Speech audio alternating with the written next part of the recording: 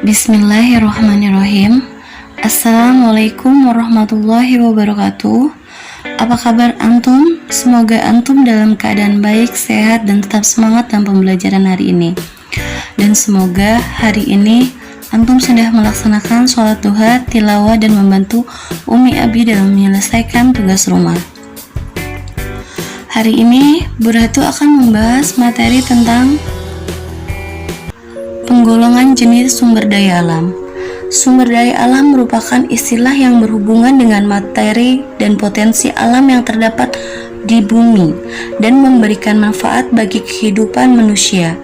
Sumber daya alam ini dibagi menjadi 4 berdasarkan: pertama, sumber daya alam berdasarkan kemungkinan pemulihan; kedua, sumber daya alam berdasarkan jenis; ketiga, sumber daya alam berdasarkan pemanfaatan; keempat, sumber daya alam berdasarkan nilai guna.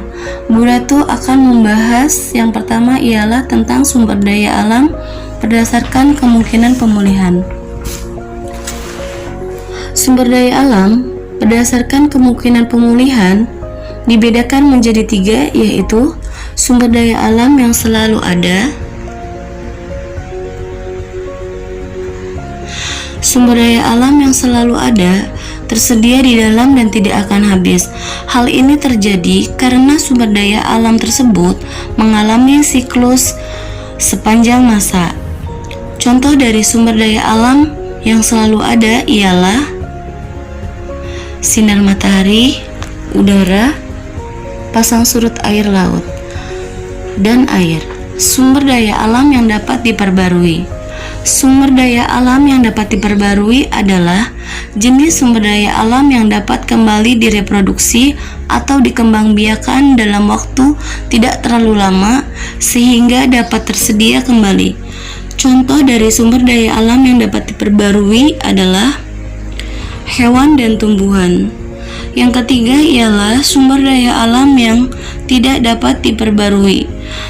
Sumber daya alam yang tidak dapat diperbarui adalah jenis sumber daya alam yang membutuhkan waktu sangat lama untuk direproduksi, sehingga jika persediaannya habis, maka sumber daya alam tersebut sulit didapatkan lagi. Contoh dari sumber daya alam yang tidak dapat diperbarui yaitu bahan tambang. Yang kedua ialah sumber daya alam berdasarkan jenis. Berdasarkan jenis, sumber daya alam dibagi menjadi 2, yaitu sumber daya alam hayati atau biotik. Sumber daya alam hayati adalah sumber daya alam yang berasal dari makhluk hidup.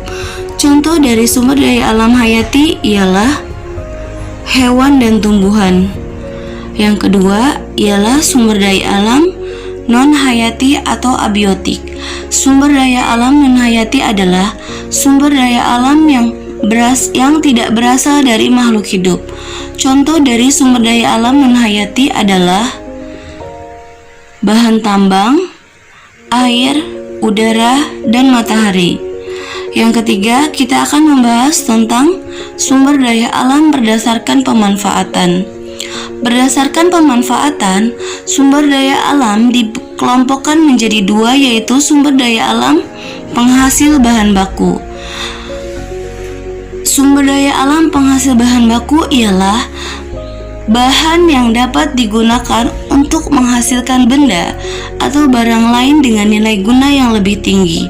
Contoh dari sumber daya alam penghasil bahan baku adalah hutan yang diolah untuk menghasilkan kayu dan rotan.